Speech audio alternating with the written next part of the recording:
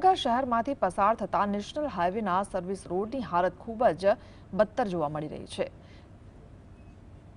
સહકારી જેનથી લઈ સાબર ડેરી સુધી માત્ર નામનું જ સર્વિસ રોડ હોય તેવી સ્થિતિ છે। સર્વિસ રોડ ઉપર મસમોટા ખાડા હોવાના કારણે ચાલકોને હાલાકી પડી રહી છે। આ ઉપરાંત વાહનોને પણ ભારે નુકસાન થઈ રહ્યું છે।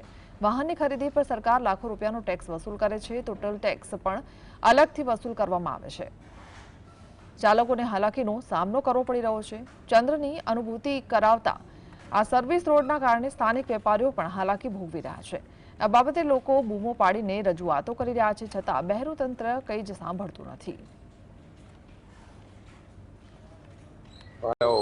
સાહેબ, અહીંયા 7 વર્ષથી આ બ્રિજનું કામ ચાલે છે।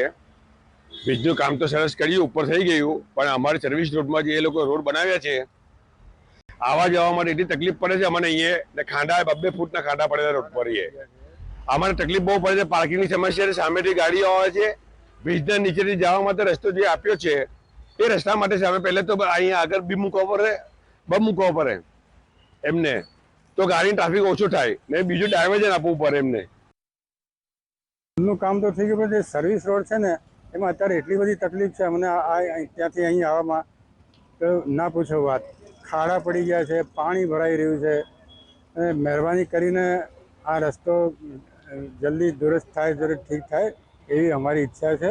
જો સરકારને તમે લોકો રજૂઆત કરો તો આપણું પાણીનો નિકાલ કરવો જોઈએ।